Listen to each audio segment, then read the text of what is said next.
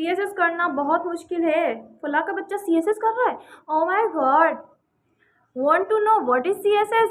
I am here for telling you. Let's start. Assalamualaikum my dear students. Hope you are doing well. So your best English tutor Sayyida Rabia Batul is here.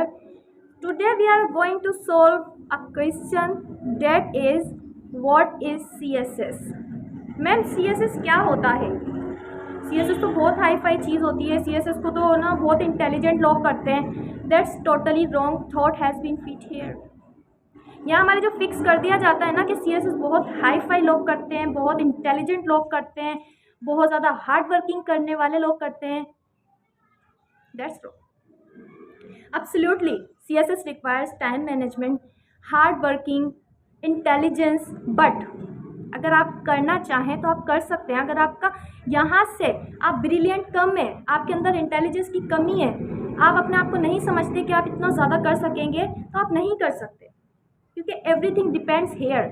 जब हमारा दिमाग, जिसके ज़रिए हमने computer बनाया, आज computer इतना ज़्यादा पॉपुलर है, इतना ज़्यादा यूजेबल चीज़ है, हम इंटेलिजेंसेस बना रहे हैं, हम agencies, we are making so many things, हम टेक्नोलॉजीज़ बना रहे हैं। वो टेक्नोलॉजीज़ जो कि यहाँ से बन रही हैं, यहाँ पे आइडियाज़ आते हैं, यहाँ टेक्नोलॉजी बन जाती है। तो फिर हम एक छोटा सा CSS का पेपर क्यों नहीं सॉल्व कर सकते?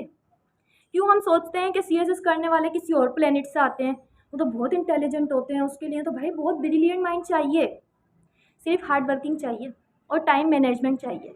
ये जो सेंट्रल सुपेरियर सर्विस एग्जामिनेशन होता है हमारे कंट्री में, that is too easy if we understand. हमारा मसला ये है कि हम हर साल CSS में लाखों के करीब जो है वो बच्चे जाते हैं। Okay, let's try once, twice, thrice, that's wrong. आप कर लें, एक बार ट्राई कर लें, 2 बार कर लें, लेकिन तैयारी के साथ तो ट्राई करें, थोड़ी तो तैयारी करें। यहाँ पे हमारी माइंडसेट ये हो गई है, लक लग जाए तो निकल जाएंगे। यहाँ तो सिफारिशें चलती हैं। नहीं, सिफारिश अपनी जगह, लेकिन इंटेलिजेंस और हार्ड वर्किंग ये दोनों भी अपनी जगह है। तो CSS के 4 स्टेप होते हैं। सबसे पहला जो होता है वो होता है MPT, यानी MCQs वाइज जो है वो टेस्ट होता है। इसमें 200 क्वेश्चंस होते हैं, you have to solve and you have to gain 66% out of 200। उनमें 4 पोर्शन में जो हमारा MPT टेस्ट होता है वो 4 पोर्शन में या 5 पोर्शन में डिवाइड होता है। एक पोर्शन इंग्लिश का होता है, जिसमें सेम पैराग्राफ राइटिंग होती है, पैराग्राफ में से क्वेश्चंस होते हैं, टाइटल्स होते हैं, इडियम्स होते हैं, all the things fine. Second one is हमारा इस्लामियात, third one is Pakistani study, and fourth current affairs, and fifth one is IQ। 200 में से we have to gain anyhow 66%, so we are pass. After that हमें जो है वो written test के लिए एलिजिबल करार दे दिया जाता है, that yes this person is eligible for written test. Written test 12 subject पर मुश्तमिल होता है। 12 सब्जेक्ट बहुत आसान होते हैं, बहुत ही ज़्यादा, जो हमने बचपन से पढ़े होते हैं, जब हम छोटे से होते हैं, जब हम स्कूल जाते हैं, from KG till our masters, जो भी हम सब्जेक्ट पढ़ते हुए आते हैं, इस्लामिया, पाकिस्तानी स्टडी, इंग्लिश, उर्दू, वो सब के सब जो हैं CSS के लिए पढ़ने पड़ते हैं। लेकिन हमारी थॉट ये होती है, 12 सब्जेक्ट कौन पढ़ेगा यार, 12 सब्जेक्ट के नोट्स कौन बनाएगा, करंट अफेयर्स बहुत मुश्किल है। नहीं, everything is easy, everything depends here. Whatever you think you become, जो आप सोचते हैं आप बन जाते हैं। आप समझें, CSS बहुत हार्ड है, बहुत हार्ड है, मैं नहीं कर सकती, नहीं कर सकता, आई कैन नॉट डू, तो आप बिल्कुल नहीं कर सकते।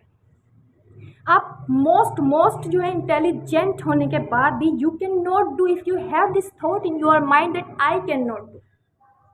सो 12 सब्जेक्ट के बाद जब हम वो क्लियर कर लेते हैं, 1200 नंबर के सब्जेक्ट होते हैं, उनमें से 600 नंबर सारे सब्जेक्ट के टोटली मिलाकर 600 नंबर अगर हम गेन करते हैं वो पासिंग मार्क्स होते हैं। आफ्टर दैट हमारा होता है मेडिकल टेस्ट, साइकोलॉजिकल टेस्ट, वो इन दोनों में सेम ही है। And next we have to give interview. जब हमारा MPT हो गया, हमारा रिटन हो गया, हमारा मेडिकल साइकोलॉजिकल हो गया, देन इंटरव्यू। 45 मिनट का इंटरव्यू कौन दे? 45 मिनट के इंटरव्यू में क्या क्या पूछा जाता होगा, सब कुछ नोट किया जाता है। आप कैसे बैठ रहे हैं, आप क्या कर रहे हैं, आपकी नज़रें कहाँ हैं, आपकी एक्टिविटी क्या कहाँ है, कैसी हैं, क्या है। एब्सोल्युटली ये सब पूछा जाता है, ये सब नोट किया जाता है। बट देखिए जब आप एक बड़ी पोस्ट के लिए वहाँ पर 12 डिपार्टमेंट्स होते हैं और वो 12 CSS को क्रैक करने के बाद 12 में से जो भी आपकी चॉइस होती है वो सब के सब हाई डिपार्टमेंट्स होते हैं। तो जाहिर है जब वो आपको एक बड़ी सीट पर बिठाएंगे, आपको पावर देंगे, स्टेटस देंगे, आपको ताकत देंगे, आपको जो है बनाएंगे कि yes you can do it, you can take this action, तो वो नोट भी करेंगे कि आप इस काबिल भी हैं या नहीं। वैसे इंटरव्यू जो है ना, according to me and as far as my thought is concern, interview जो है वो बहुत ही आसान, most easy and easiest part of each and every examination. Interview को हमेशा ऐसे समझे जैसे जब आप जा रहे हैं तो आप फुली तैयार हैं, आपने प्रिपरेशन की है, आपके माइंड में सब कुछ है, and you have to just talk to them.